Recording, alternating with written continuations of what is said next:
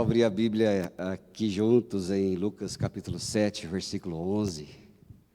Um texto da Bíblia tão precioso que fala de Jesus, nosso Senhor, Salvador.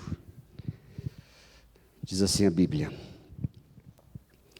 E aconteceu que no dia seguinte ele foi à cidade chamada Naim, e com ele iam muitos dos seus discípulos e uma grande multidão. Quando chegou perto da porta da cidade, eis que levavam um defunto, filho único de sua mãe.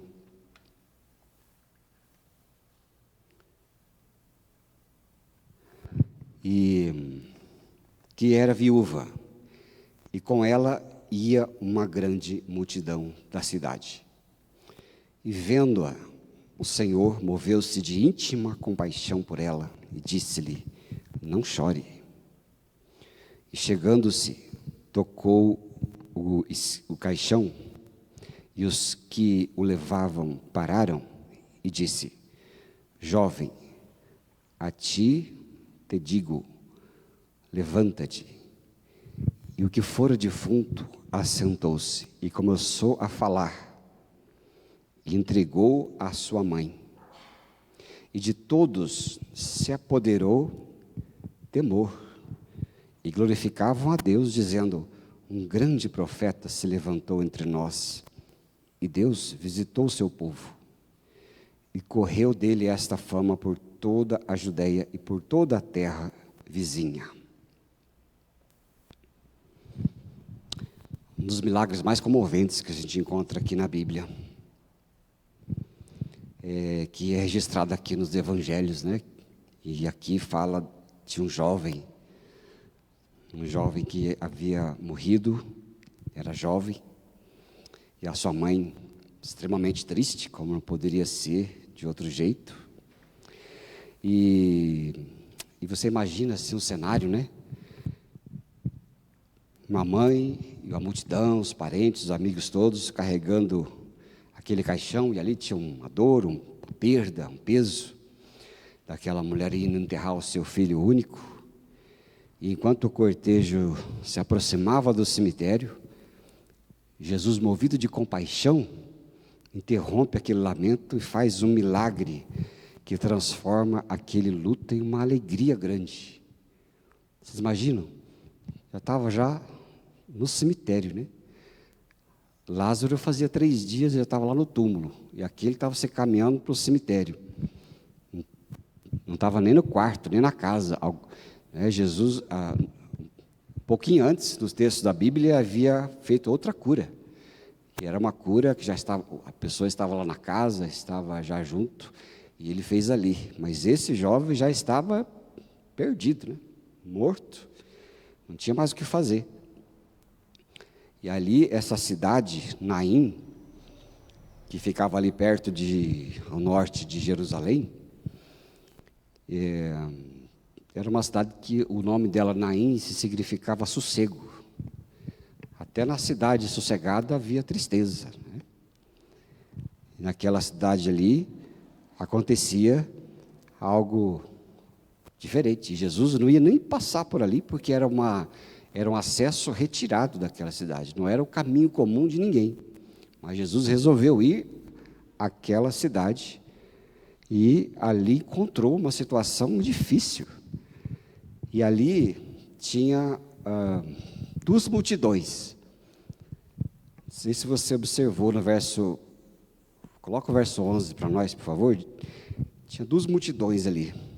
Diz assim: Aconteceu que no dia seguinte ele foi à cidade de Naim, e com ele ia muitos dos seus discípulos e uma grande multidão. Era a multidão que estava com Jesus. E depois no verso 12, quando ele chegou perto da porta da cidade, tinha o caixão, a mãe, que era viúva, e com ela uma outra multidão, né? 2 multidões distintas. A multidão que estava com Jesus era uma multidão que estava celebrando a vida com Jesus. Porque onde Jesus está, há uma novidade de vida. Então, há uma multidão daqueles que estavam, frutificados pela vida de Cristo. Uma multidão feliz. Jesus havia curado, abençoado, pregado. Jesus havia dito que o reino dos céus estava ali, ele era o Filho do Deus vivo. E aquele povo estava feliz, porque encontraram alguém, encontraram aquele que trazia as pessoas da morte para a vida. E junto com aquela mulher estava a multidão dos sofrentes, estavam sofrendo pela situação em si, e era um povo, multidão triste. Aquela multidão não conhecia Jesus, e a outra multidão conhecia Jesus. É como se você visse duas multidões, uma vindo bem feliz com aquilo que Jesus estava mostrando, e outra vindo ao encontro deles, uma multidão triste. E Jesus se depara com aquelas duas multidões, com aquele povo. E ele vê ali aquela multidão triste e diz: olha, precisa de vida aí, precisa de vida. É o povo que precisava viver. E Jesus estava disposto a dar aquela vida para eles. E aquele ato significava o ato da vida. Quando ele trouxe aquele menino à vida, ele tomou para si a morte daquele menino, para dar a vida dele àquele jovem de novo. Hoje, Jesus nos deu esse novo nascimento, que é a vida dele em nós, e a vida preciosa que habita em nossas vidas. Assim como tem muita gente triste, angustiada por aí, por não conhecer Jesus, e não saber que ele tem uma vida plena para dar para a gente. Mas aqueles que conhecem recebem vida, aquela vida boa, a vida abundante, que só aqueles que viveram e têm essa novidade é que pode viver. E Jesus estava aí nessa vai e vem daquelas duas multidões que ele vivia ali. Ao tocar, ele dizia: a vida para vocês aqui. Era uma resposta àqueles fariseus, aqueles judeus todos, quem Jesus era. E ali, a caminho daquela cidade, junto com muitas pessoas que se alegravam com os sinais que ele fazia, vinha aquela multidão triste. Mas aqueles que andavam na presença e junto com Jesus refletiam uma novidade de vida. Ali tinha esperança, ali tinha alegria, mesmo sabendo que aquele povo era um povo sofrido, Porque, veja bem, o povo que estava andando com Jesus não era o povo classudo, não era aquele povo rico, não era o povo sabido, Ele veio confundir as coisas sábias deste mundo. E era aquele povo simplão. Veja bem, andando por aí pelos trilhos da cidade, andando por aí com Jesus sujando os pés, aqueles pés cracudo. Não sei se você sabe o que é craca. Não sabe? Isso aqui é palavrão? Acho que não é palavrão, né? Craca é realmente um pé, aquele que lixa, É aquele povo, tudo de sandália, Aqueles pés cracudos, tudo andando com Jesus, para lá, para cá. E era aquele povo, mas eles estavam felizes. De outro modo, tinha muita gente muito sabida, que viviam tristes. Às vezes eu sempre digo que os muito sabidos são tristes. E Jesus falou assim: olha, se vocês não tornarem como crianças, vocês não podem ver o reino de Deus também. Você tem que ser como criança, tem que ser com a simplicidade de uma criança. Que você fala: olha, tem sorvete na geladeira, ela vai e pega o sorvete. Isso é simples como uma criança. Agora você fala para o adulto: tem sorvete na geladeira, você vai falar assim: mas quanto será que custou aquele sorvete? Será que não vai fazer falta? Você não pensa? Você não é cabeçudo? Fica pensando nos detalhes, A criança vai e pega o sorvete. Aqueles que estavam com Jesus eram aqueles felizes, que estavam na simplicidade de Jesus. Jesus estava falando para eles que tinha um reino novo. E ele andava com eles, dava vida para eles, tornava a vida daquelas pessoas felizes. E vinha o povo feliz. E vinha, por outro lado, o povo mais triste, aqueles que estavam na angústia do desespero, daquela tristeza aparente, não é? E aí tem esse encontro dessas duas multidões que representam esses dois tipos de pessoas. Aqueles que caminham com o Salvador, que é Jesus, da sua presença, andavam com as mãos cheias das suas bênçãos e dádivas. E aqueles que estavam longe dele ainda não conheciam, e não conhecendo, estava perdido, né? A alma estava perdida, a vida estava perdida, não tinha uma experiência, mas Jesus estava ali presente. Por isso que ele foi lá para Naim, porque ele foi buscar aqueles que precisavam, que estavam distantes, não é verdade? Não é que nem hoje que tem, sei lá o que tem, que o povo fica sabendo com as coisas, eu não sei se tem Zap, deve ser o Zap.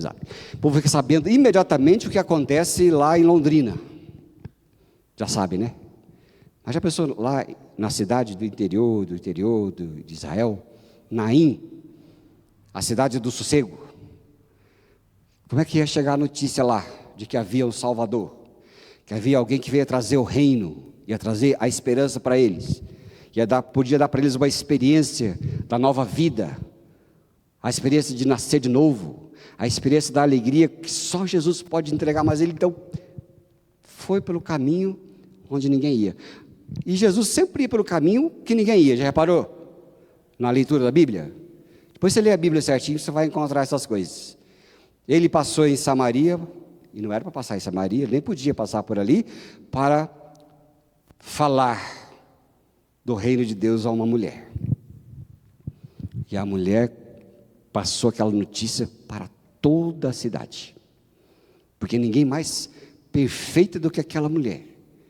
Mulher polêmica, e aquela polêmica toda, quando Jesus ganha, todo mundo fica sabendo, não é verdade? Hoje a Aninha veio falando que uma pessoa lá não sei de onde que é, do TikTok, Instagram, não sei quem, era uma influencer que se converteu. Você não falou? Como é que é o nome dela? Eu vou falar o nome aqui, porque depois fica gravado, não dá muito certo, mas é aquela lá que ela disse. Ela falou, olha só, tantos milhões de seguidores, agora ele se converteu, que coisa interessante, né? Entregou a vida a Jesus. Uma pessoa dessa, espalha a notícia, espalha como palha, gostei da coisa, espalha como palha seca a notícia. Ali com a mulher de Samaria também é a mesma coisa, ele desviou o caminho, foi ali onde não precisava passar, nem podia passar, porque os judeus não se davam com os samaritanos, eles odiavam os samaritanos, e Jesus pegou e sabia que aquela mulher estava ali, e Jesus também passou, desviou a rota de novo para Naim, e lá em Naim foi para aquele lugar, onde tinha alguém importante, cujo filho morreu, porque ninguém vai multidão em enterro de gente desconhecida e insignificante, não é verdade? Você já passou no velório assim e estava cheio, você falou assim, esse deve ter sido um figurão, não é verdade? Não fala assim? Esse estou que nem o pastor Paulo agora. É um figurão. Às vezes você passa, tem meia dúzia de gato pingado, não, esse aí não deve ser ninguém, né? E lá tinha o filho de uma pessoa importante.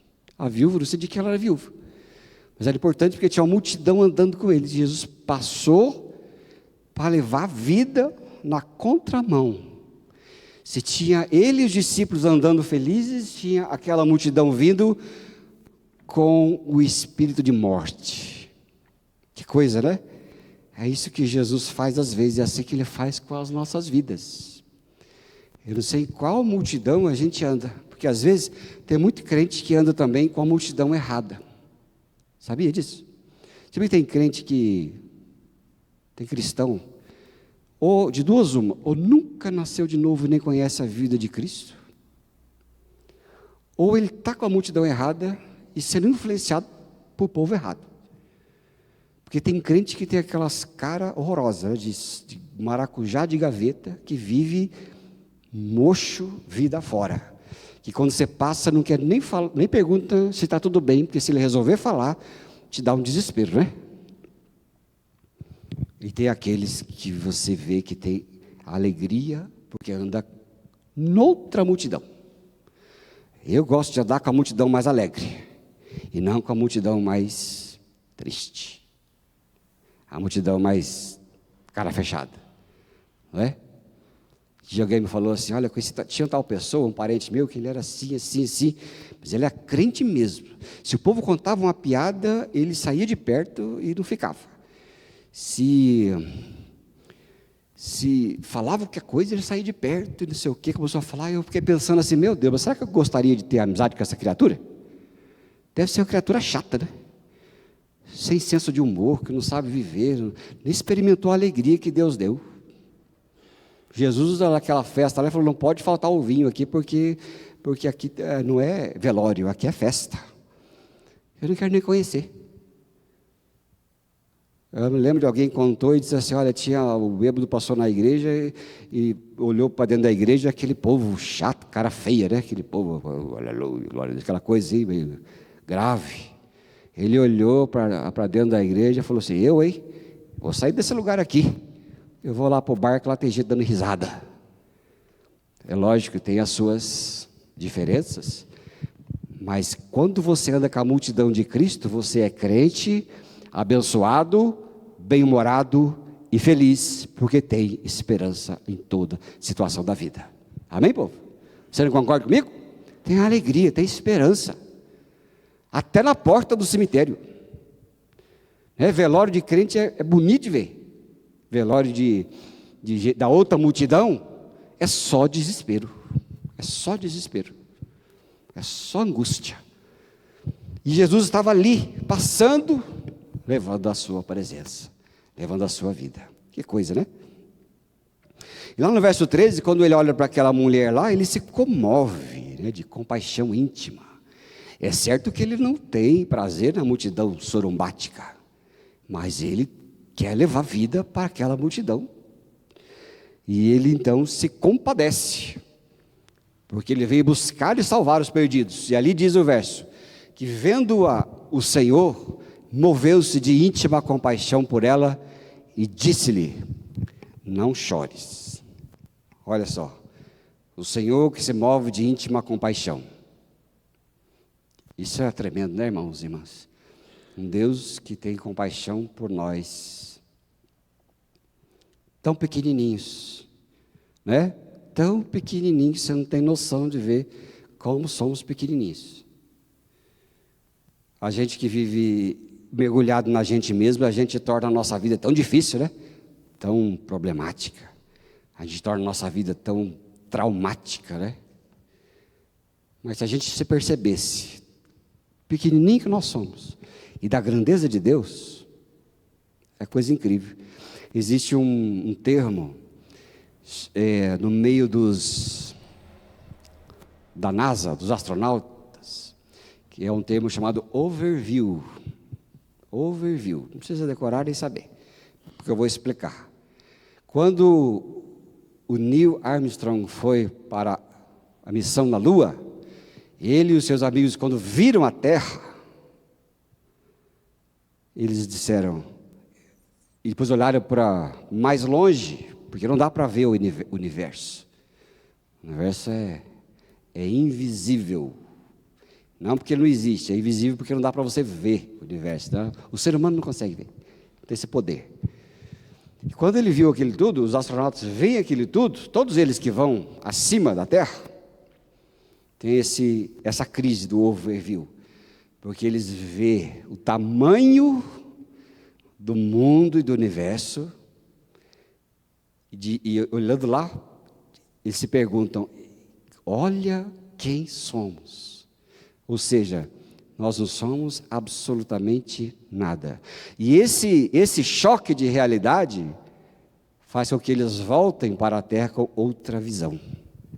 Se eles achavam tudo muito problemático, não veem mais.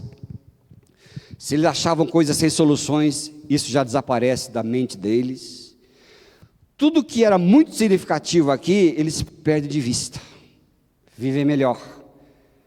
E se a gente se visse, né, tão pequeno como somos, e a grandeza de um Deus que organizou tudo isso, a gente fica pensando, apesar da nossa pequenez, Jesus ainda veio ao nosso encontro.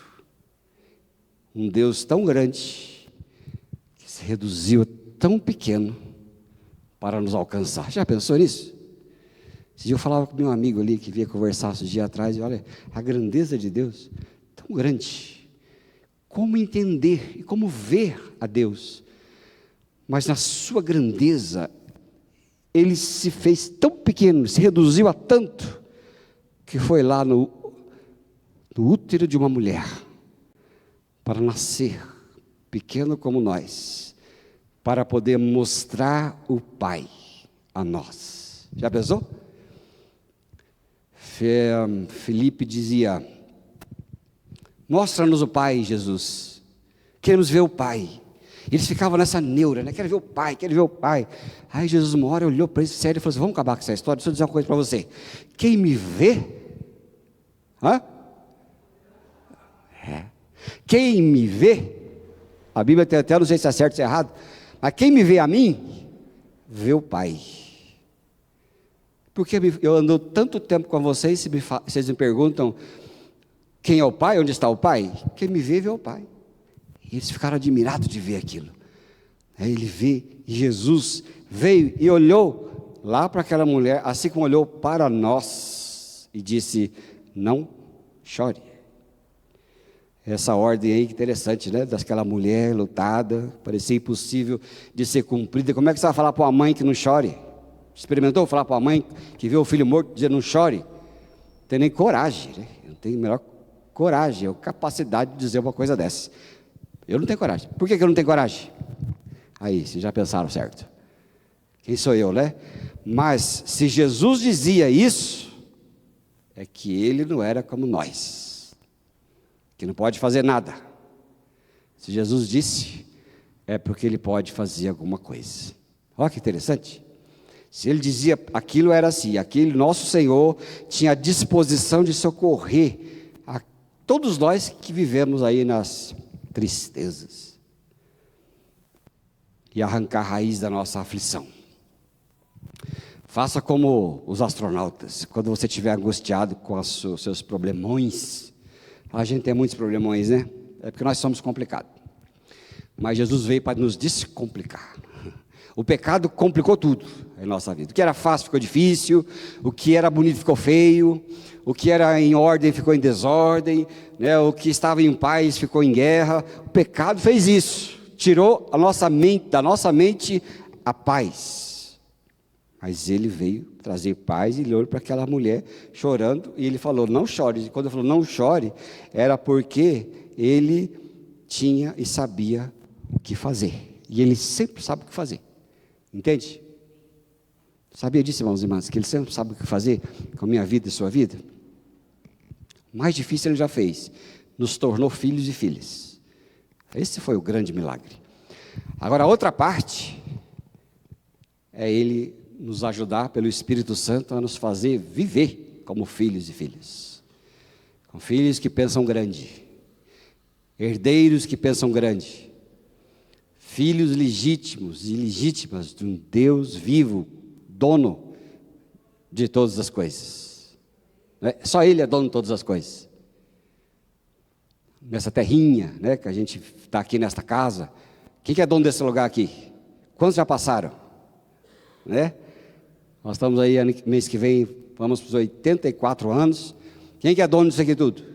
Hoje tem uns donos. E amanhã?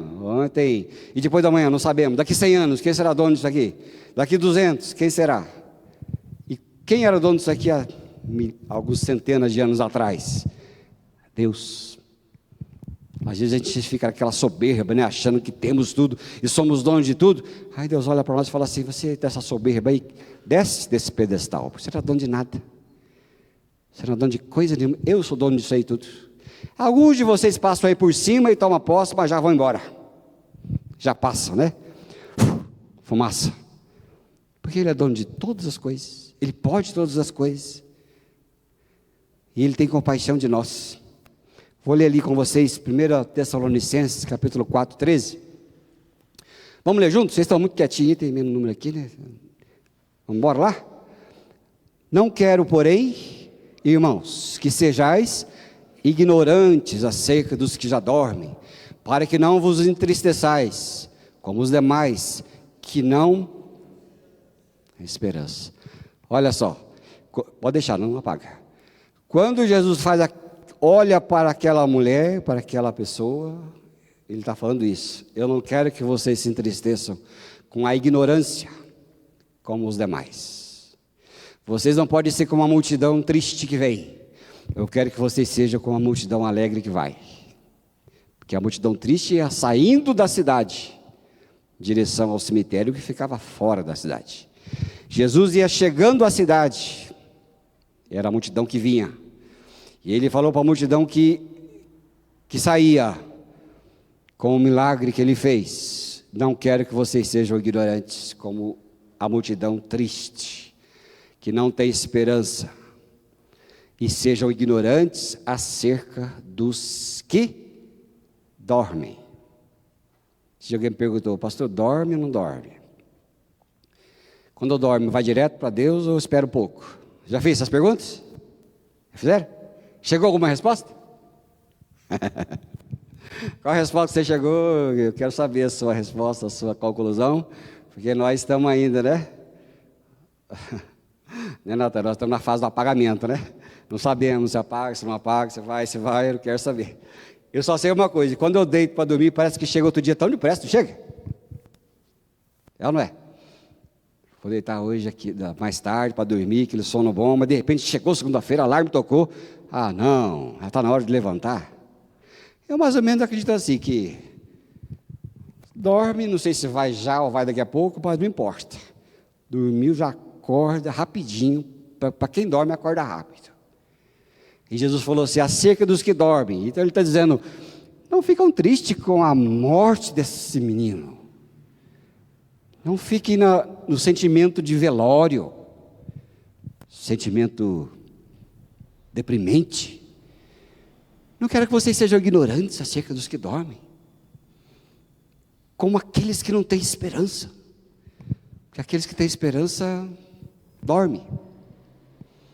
E nós não podemos ser como a multidão que sai, mas a multidão de Jesus. Eu quero estar na multidão sempre de Jesus. É na verdade, vocês querem? Qual multidão você quer aí? Dos sorumbáticos? Não sei nem se você sabe se é sorumbático, mas sorumbático é aquele cara triste.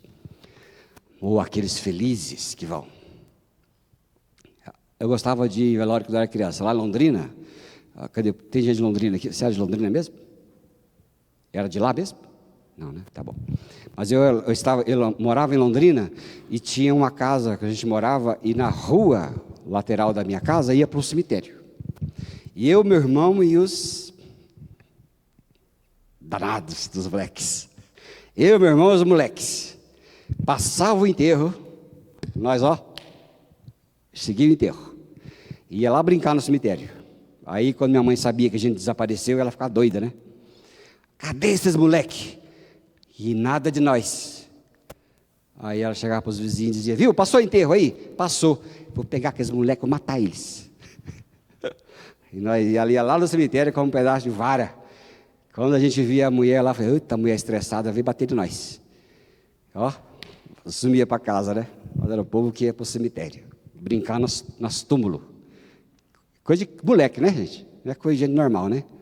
A moleque não é normal mesmo, até os 12 anos não é normal mesmo.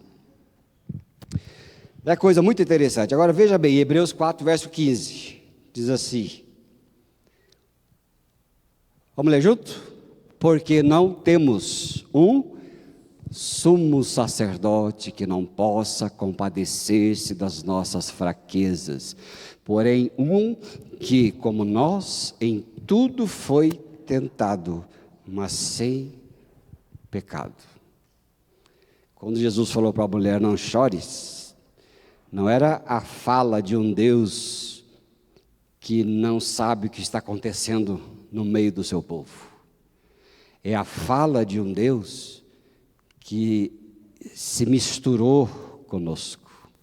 sabe o que é sofrer, padecer, Ele sabe quando você está estressado, Ele sabe quando você chora por causa de um luto, Ele sabe porque você fica triste por causa de uma situação financeira precária, Ele sabe, Ele se identifica. Antes, todos tinham sumos sacerdotes profissionais, aqueles que eram já do ramo, e quando vinha alguém dizer, é assim mesmo, vai para sua casa, é assim mesmo, vai para sua casa.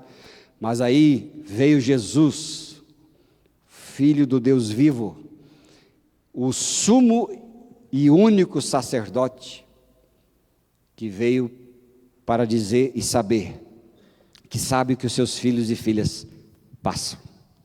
Por isso, quando você orar, você tem a certeza absoluta que Jesus sabe sobre o que você está falando. Amém, povo? Ele sabe de tudo. Quando você orar porque está triste, Ele sabe o que é ter tristeza.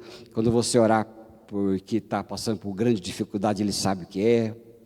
Quando você também agradecer pelas alegrias da sua vida, Ele sabe também o que é ser alegre. Ele sabe tudo, porque nós temos alguém que se identifica com a gente. Alguém que sabe quem somos, do que somos feitos.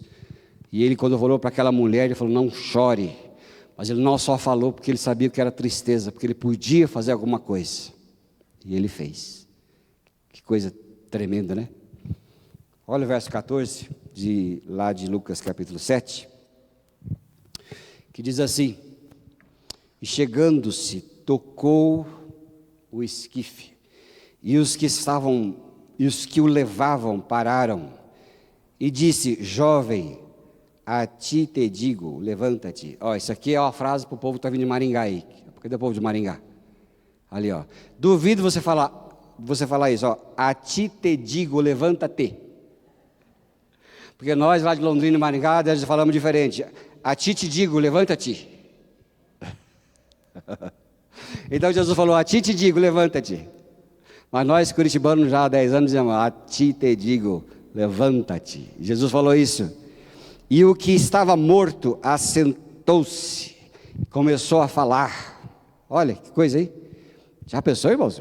Imaginou a cena? Você não tem capacidade de imaginar a cena, né? Será que a série The Chosen tem esse episódio? Vocês assistiram? Será que tem? Ainda estou na temporada 1 ainda. Eu vou chegar lá no resto. Mas The Chosen é o filmagem bíblico, né, sobre Jesus, muito interessante, que tem no YouTube e Netflix. E ele tem vários capítulos de histórias que Jesus passou. Quem sabe tenha essa. Eu já vi várias delas, mas essa eu não sei se tem. Mas você imagina tocar o esquife ali, e era justamente isso que ninguém ia fazer, os religiosos jamais iam se aproximar do morto, porque tocar em gente morta traria um grande trabalho de purificação de volta. Ninguém podia tocar em mortos, religiosos não tocavam em morto, mas Jesus não se importou em tocar e parar aquele lugar e ordenar, levanta-te, e ele fez isso. É esse milagre grandioso que, além de ter sido um sinal de que ele era o Messias vindo do alto para os judeus, ele é essa prova de que o nosso Deus se compadece dos que caminham angustiados nesses cortejos da vida. Porque às vezes tem gente que vive vida que parece um cortejo, né? Sofrem bastante, sofrem por vários motivos, mas Ele é o Deus que vivifica os mortos. E nunca tem falta de esperança. Às vezes é na última curva. É como estava ali, na última curva do cemitério. Já indo para o cemitério. Que coisa, né? Jesus pode fazer isso na vida de cada um de nós. Se você é cristão, você é nascido de novo, você sempre vai ter aquela esperança. Que até o último instante, meu Deus é Deus. Amém? Até o último instante. Não tem um último instante. Qual que é o último instante da sua dificuldade, da sua vida? Sempre vai ter a esperança. Algo vai se mexer, algo vai viver, Deus vai mandar algum milagre, que eu não sei de onde vem, Deus vai transformar a situação. Até o último instante. Nunca perde a esperança. É até o último instante. Porque Deus é o Deus que vivifica os mortos e chama à existência as coisas que não existem. Já ouviu falar nisso? Vamos ver Romanos 14, 17? Olha o que diz. Romanos 4, 17, desculpa. Vamos ler junto? Como está escrito: por Pai de muitas nações te constituí, perante aquele no qual creu, a saber, Deus, o qual vivifica os mortos e chama as coisas que não são como se já fossem. Olha que coisa, sabia? Ele tira milagre de onde você não espera de onde vem.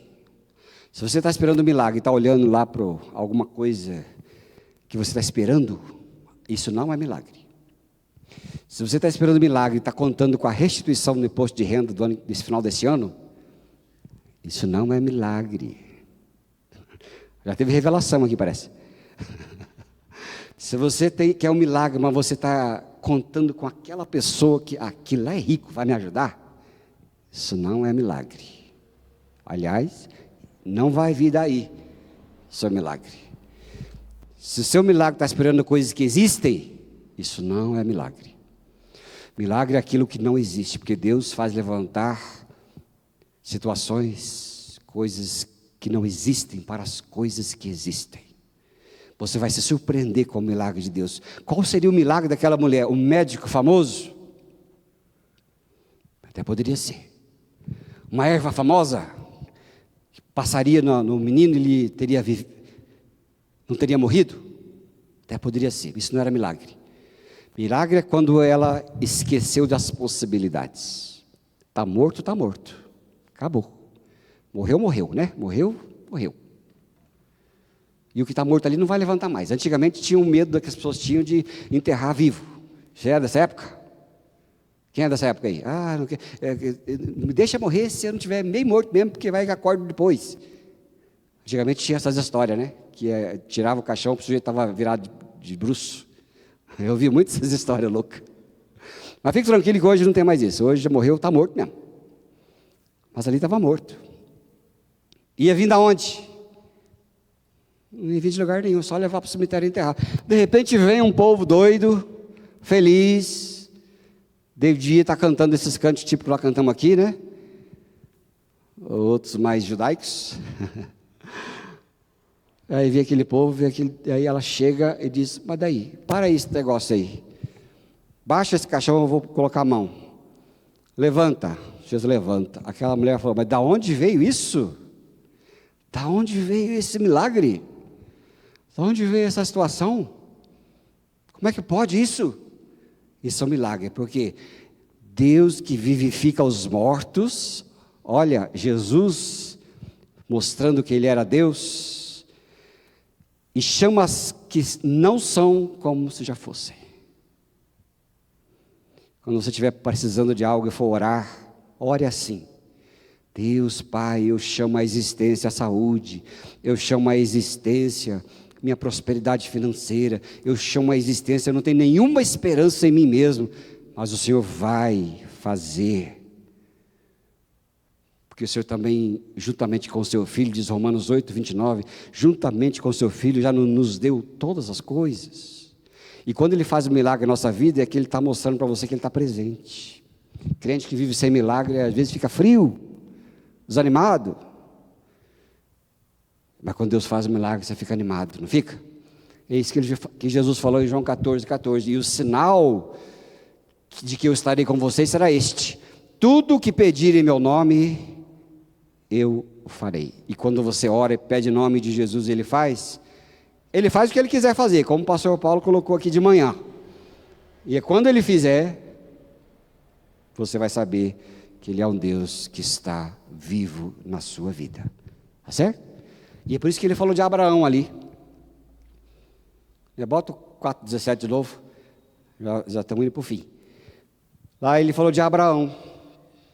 Ele citou Abraão: por pai de muitas nações te constituir. Porque quando o apóstolo Paulo fala que ele chama a existência as coisas que não são, é porque lá atrás ele olhou para o ventre morto de Sara e olhou para Abraão, um velho, e ali ninguém poderia dizer que ia nascer nada de alguma coisa nenhuma, nem eles mesmos acreditavam, mas Deus olhou e ele, chamando à existência as coisas que não existem, olhou para Abraão e disse: por pai de muitas nações eu te constituí. Já pensou, irmãos? Irmãs? Por pai de nações de quê? Algo que já estava morto? Não. Jesus é assim. Ele fez o ventre morto de Sara ganhar vida. E o corpo envelhecido de Abraão ainda ganhou vida. E se encheu de vigor para que tivesse um filho desejado e fosse o símbolo de Cristo Jesus, cujo Deus chamou à existência as coisas que não são. Quando Jesus nasceu de Maria, ele trouxe a existência de coisas que não são, porque Maria não tinha nenhum contato físico com homem nenhum. E ele chamou à existência o seu filho, sem contato de homem, sem contato com o pecado, porque quem transmite o pecado é o homem. A mulher, ela é a geradora, mas quem transmite o gênero de geração é o homem, gênero homem. E sem pecado, Deus chamou à existência aquele que não era. Era aquilo que ele fez com Abraão e Sara. É o que ele iria fazer depois com Maria, para levantar e ser o Deus que vivifica os mortos e chama à existência as coisas que não são. Amém? O que é que você precisa chamar à existência que não existe ainda? Nosso Deus chama à existência a saúde e restaura, se Ele quiser. Ele chama à existência um casamento infeliz para ser um casamento feliz. Ele chama à existência a unidade de uma família toda despedaçada. Ele chama à existência a paz na nossa vida, que às vezes só tem guerra. Porque é a sua palavra que chama à existência. E quando ele falou para aquela mulher: não chore, não é para chorar mesmo, porque ele sabia o que fazer. E esse mesmo Jesus que estava lá, é Jesus que está aqui. Amém, povo? Sabia disso? É o Jesus que está aqui mais do que nunca, porque eles não sabiam quem estava lá. Hoje nós sabemos quem está. Quem estava lá e nós sabemos quem está aqui. Os antigos viviam pela esperança daquele que viria. Nós somos muito mais bem-aventurados porque vivemos na alegria daquele que veio. Olha que coisa interessante. Isso não é motivo de celebrar? Celebrar gostoso? Então eu quero estar na multidão que vai. Eu não quero estar na multidão que vem. Qual multidão você quer ir? Participar. Vá na multidão dos peregrinos felizes. Deixa a multidão do mundo sem esperança de lado, a não ser que seja para falar para eles que a vida em Cristo Jesus. Aí sim, aí você se infiltra na multidão triste. Mas eu quero estar na multidão do povo feliz, porque Jesus sempre vai prezar pela nossa vida. Amém, amados? Vamos orar ao Senhor? Vamos orar nessa fé? Nessa vida boa que Deus deu para nós? E eu gostaria de orar com você nesta noite, né? Você que precisa chamar à existência as coisas que não existem ainda. O que é que não existe ainda na sua vida? Parou para pensar? Será que não está existindo alegria? Será que não está existindo paz? Será que não está existindo alguma coisa que você precisa que venha à existência? O que é que você precisa chamar à existência? Chama a existência. Vamos chamar a existência. Porque Jesus olha para nós e Ele fala sempre: não chores, porque eu sou o Deus que vivifica os mortos. Amém? Feche teus olhos. Se você quer oração junto comigo, fica em pé, eu vou orar por você. Você vai orar junto comigo. Tenho certeza que Jesus vai te abençoar.